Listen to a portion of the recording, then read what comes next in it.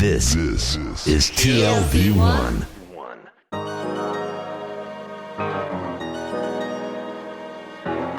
The Tel Aviv Review with Gilad Halpern. Hello and welcome to the Tel Aviv Review, a program dedicated to the word, to the thought and to debate. I'm your host Gilad Halpern, and every week I'll be engaging in close encounters of the intellectual kind with writers and scholars, or simply people of ideas of all types and vocations who have done something to make our lives a tad more interesting. My guest today is a poet and culture scholar whose field of expertise is the great American poet Walt Whitman and his influence on Jewish American poetry. Dr. Dara Barnat, welcome to the Tel Aviv Review. Thank you, Gilad, so much for having me. Great. So let's start with a general question. Sure. What made Walt Whitman the greatest poet in American history? Oh, wow. That's a very big question. And I'm sure people would have different answers to this question.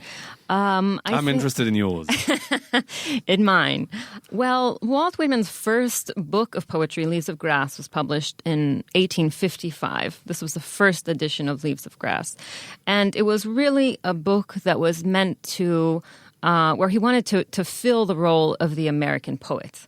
So this was poetry that was breaking from tradition. It was kind of open, flowing verse as opposed to more fixed poetry that had end rhymes and meter. Okay, it was poetry that broke free of those forms, and it was meant to be large and inclusive and accessible. And particularly American. Mm-hmm. So he was a pioneer in this sense, something that is very American. Yes, most definitely. And this was something he very consciously put himself into the role of. Mm-hmm. And so is this really the reason why he's still revered to this day, because of the novelty of his work? Or is it something more than that makes him still shine over even those not only who preceded him, but those who succeeded him? Well, his reception has changed throughout time. He hasn't always been in this revered place that he is now. He continued to speak to poets, throughout the 20th century, although at times, modernist poets looked on him less favorably. And then he regained his place somewhere around World War II, where, Americans were again looking for a more kind of poet, a more nationalist poet. And since then, his rhythms, his subject matter has really appealed to poets of all different identities, backgrounds, ethnicities, religions, and not just in America, but throughout the world. Is this why you think he's inherently American, because of his universalism? There's some sort of contradiction here, but it actually makes sense. Yeah, it's interesting because certainly you have everything American in him. And part of, if we're thinking about any kind of criticism, it can be a kind of ethnocentrism, perhaps. But poets from around the world have drawn inspiration from him. Polish poets and Russian poets and in Asia and in Israel and truly all over the world. Is it also his timelessness that makes him so appealing to poets throughout the 20th and 21st centuries? Yes, I believe so. And so many poets continue also to respond to him in a very immediate way, and have a very kind of unique connection to his poetry. And each person interprets it a little bit differently. So everybody could pick and choose from Walt Whitman. Oh, most definitely. Yeah. Most definitely. Including Jewish American poets. Including Jewish American poets. Yes, absolutely. So that was the sort of subject, or is the subject of my research. And I came to this when I was searching for a subject for a PhD dissertation that I did under Professors Hannah Worth-Nesher and Professor Karen Alkalay-Gut at Tel Aviv University. And as I was searching for a subject, I knew I was interested in poetry, but I didn't know what I wanted to study. And someone gave me guidance. Well, start with, if you're going to do American poetry, you have to read Whitman. And so I actually started going to the library for weeks and just reading through every single edition of Leaves of Grass. Mm-hmm. And there's about 8 or 9 editions, and they get longer and they change and they evolve, and the Civil War editions happens. That he himself wrote and rewrote. Yes, he actually, Leaves of Grass is thought of as one book, but it's actually about 9 separate editions that came out in succession and changed very much. After, for example, responding to the Civil War. And then the sort of definitive edition, the edition that he considered definitive, was called the Deathbed Edition. And that was 1891-92. Right. But people prefer different editions for different reasons. So would you say that there are elements that are particularly Jewish in his work that could be interpreted as such? Because he himself wasn't Jewish and probably knew very little about Judaism. But as we said, everybody could pick and choose, and therefore there were some people who came with a background of Jewishness who could read their Jewishness into Whitman's verses. Yes. Okay. So back to the Jewish aspect. I'm not sure so much that they read Jewishness in him as much as they used his poetry to shape their own sense of Jewish identity and how this manifested in their poetry. And I worked on Jewish poets like Charles Reznikoff and Muriel Rukeyser and Carl Shapiro. And I worked on several contemporary poets. I worked on Alicia Ostraker. Because the first 3 were early 20th century poets. Yes, it was basically chronological. And Charles Reznikoff was, early 20th century and then throughout the 30s and 40s and then to contemporary times. So now Allen Ginsberg is a Jewish poet who's known to have the strongest connection to Whitman. And so I kind of worked on opening up that relationship and actually seeing it like a map, really, a whole network of Jewish poets who connected to him. So, if you can kind of find some essential grain, it's that they found a kind of spirituality in his poetry that was not religious. Mm-hmm. Because these were left-wing Jewish poets who were very anti-traditional. Who were culturally Jewish. Culturally Jewish, but Jewish identity was deeply complex and vexed at times. And each of them, in their own way, wanted to create a sense of Jewish identity that was, reflected Jewish aspects, but was also very humanistic, compassionate, empathetic, accepting, not exclusionary, and or rigid. And interestingly, they found this through Whitman. Mm-hmm. Yes. And what is it about Ginsberg? You said that his relation to Whitman is more generally recognized as such. Why was Ginsberg's relationship with Whitman a known thing and the others less so? Is it because Ginsberg was bigger than the others? That's a wonderful question. I mean, first of all, he's a very well-known poet, but he also wrote very explicitly to Whitman. The influence is very overt in his writing. I can quote from a poem. Please do. Which is called A Supermarket in California. And you'll see the influence, of Whitman is very strong in the lines. What thoughts I have of you tonight, Walt Whitman, for I walk down the side streets under the trees with a headache, self-conscious, looking at the full moon. Later, Ginsberg says, I saw you, Walt Whitman, childless, lonely old grubber, poking among the meats in the refrigerator and eyeing the grocery boys.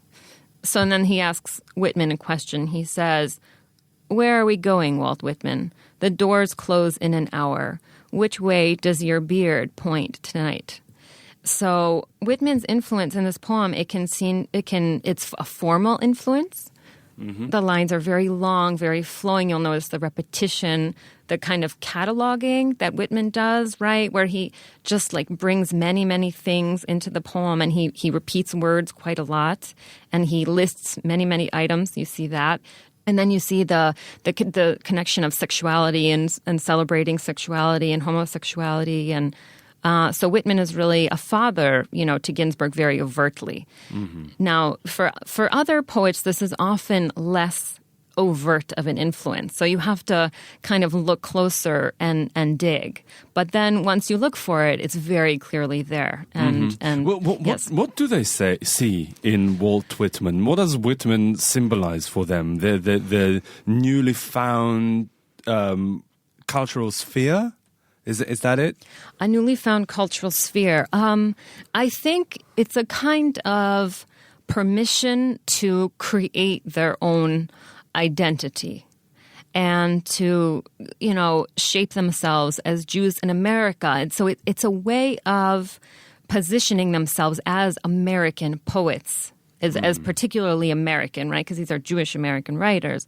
Were there any Jewish elements in the work, or did it just happen to be Jewish? Well, that's a great question. Whitman's one of his main models for his poetry that he created was the Bible, and so the rhythms of it have a certain quality of psalms, of scripture, of that kind of music. And many of the Jewish poets would talk about how they related to that. They picked up on that, and they worked to adapt it into their poetry in different ways. You teach in an Israeli university. Yes, I do. Israeli students. Do they relate to Whitman, being Israelis but still Jewish, and living in still a democratic and secular society?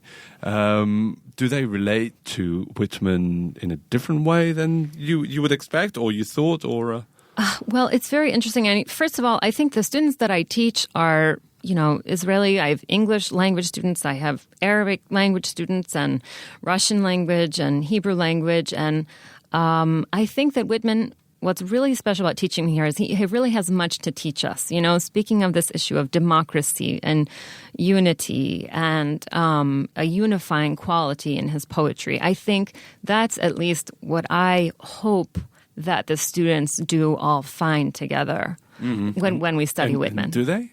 I do believe so. I mean, I think that, they read Whitman, and then we talk about him together, and we read lines together, and I can see them, connecting to it. And I hope that there's some kind of, lasting effect. He has also influenced you, not just as a scholar, but also as a poet. What really are the elements that you yourself took from him in writing your own poetry?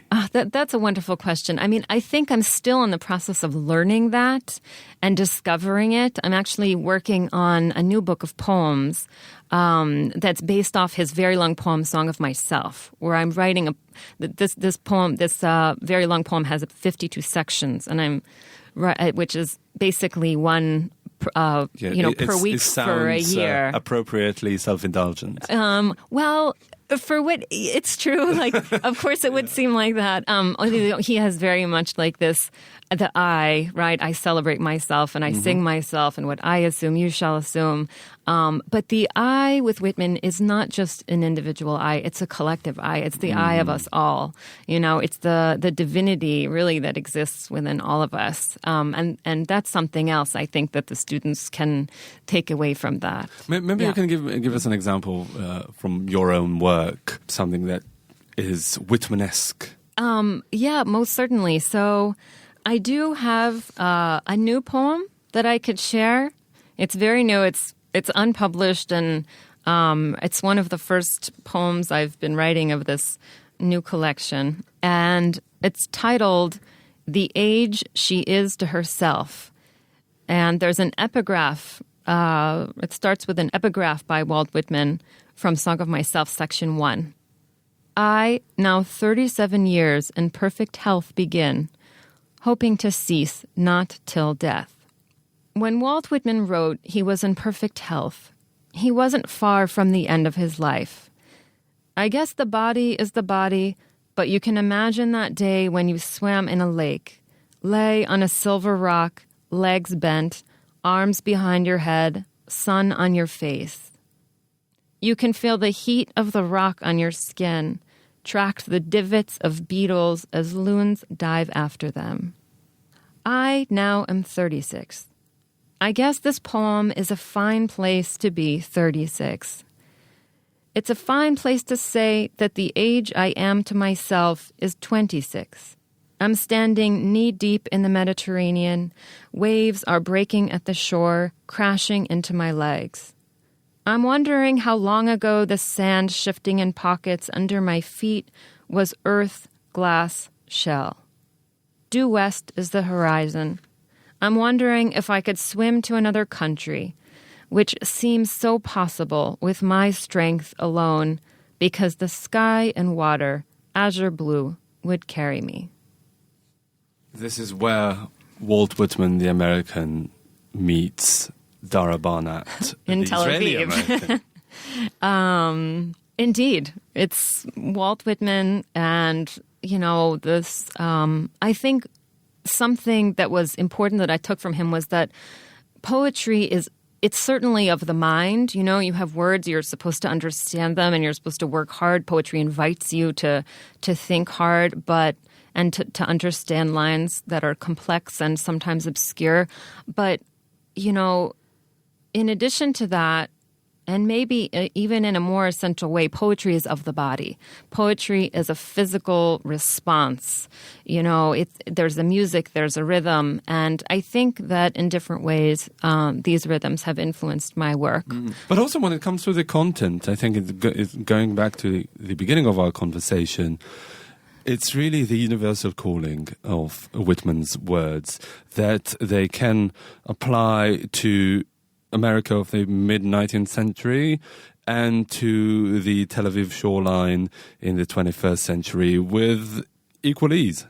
Most definitely. I think everyone can find, something in Whitman. Like, there was an essay I wrote around the time that some violence here broke out. And I was teaching a class on Walt Whitman at that time at Tel Aviv University. And this thought came to me that Walt Whitman isn't on anyone's side; he's on everyone's side. He's there for all of us, and he. If you can find in his poetry this kind of acceptance, one of my favorite lines from him is from "Song of Myself," and he says, "I do not ask who you are. That is not important to me. You can do nothing and be nothing but what I will enfold you." Well, what can I say? Let Walt Whitman bring peace to Israel and Palestine. Yes. All right, Let Dr. Dara Barnat, I'm afraid this is all we have time for today, but thank you very much for coming. You're a poet and culture scholar teaching at Tel Aviv University, specializing in Walt Whitman and his influence on Jewish American poetry. Thank you very much. Thank you, Gilad. It was a real pleasure. That brings us to the end of our show today. Thank you very much for listening. Also, big thanks to Alex Benish, the technical producer of this show. I'm Gilad Halpern, signing off here in Tel Aviv. Do join us again next week for another edition of the Tel Aviv Review. And until then, goodbye. I've been so wrong.